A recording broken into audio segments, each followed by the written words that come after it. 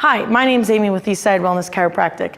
The next exercise in our active care series is called a hip bridge. A hip bridge is great for glute strength as well as lower back strength. So what we're gonna do is we're gonna have Kara go ahead and bend her knees so that her feet are flat on the floor. She's gonna have her hands at her side with her palms up. We always have palms up because if hands are down, we tend to want to grab at the floor, contracting and bracing in her upper body.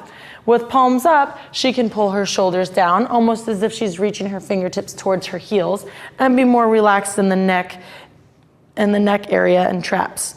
So Kara's gonna give just a little bit more distance, perfect. What she's gonna do is she's gonna flatten her back to the floor. Good, you can see how she actually tensed up her abdomen to do so. She's gonna squeeze her rear end, and she's going to press her hips up into the air as far as she can until she's completely locked out. Now, one thing that we want to look out for is go ahead and just give a little bit, is when you don't hit terminal extension. You can see how she has a little bit of lag left in those hip flexors. By driving through those heels and pressing up, she's at terminal extension, extending as far as she can through her hip flexors, contracting her abdomen. And now what she's going to do is she's going to lower herself down nice and slow.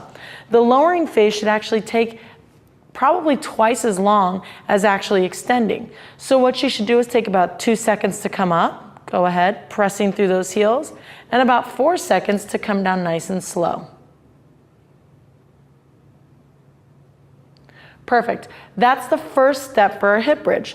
The next step for a hip bridge is to add a little bit of a step to increase our range of motion. So what we're gonna have Kara do, she's gonna lift her feet. You can use anything at home. You can use just a simple stepping stool. You can use a couch. You can use a kitchen chair. Anything that's not going to slide on you.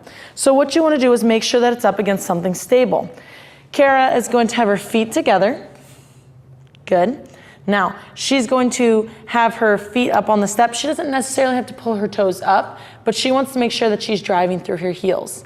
When she's doing this, she wants to make sure that the step does not exceed 90 degrees so that her knees do not exceed this 90-degree angle. It should not be any higher than right at a 90-degree angle at her knees. Her feet are on the step. She's going to squeeze her back flat to the floor, squeeze her rear end, drive through her heels, and press all the way up into terminal extension of her hip flexors.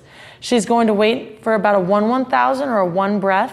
She's nice and stable, and she's gonna come down nice and slowly. Remember, taking twice as long to come back down through our flexion phase. Good, let's go ahead with that again. Nice and slow coming down. And one more time. Good. Now, the last phase, or the last thing we're gonna use for this hip bridge is actually to incorporate abduction. So I'm going to grab a band. We're going to place this around Kara's feet, lift your heels for me, and up to her knees.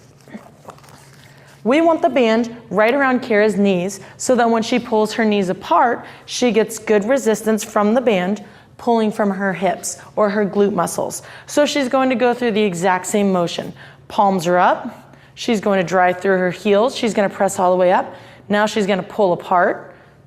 Good, keep pulling all the way apart. Now, as she pulls apart, you can see how her hips dropped. That's something that happens quite often.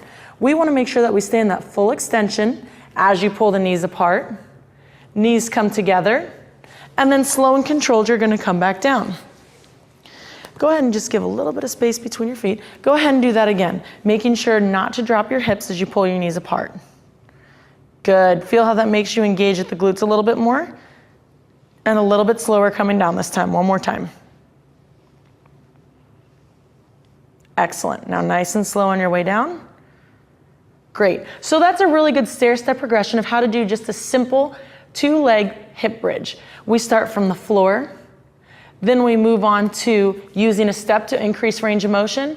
And finally, we use abduction in conjunction with that increased range of motion through the step. Remember, for the last part, it's press your hips up first, pull apart, together, and then finally down. And that's our hip bridge series.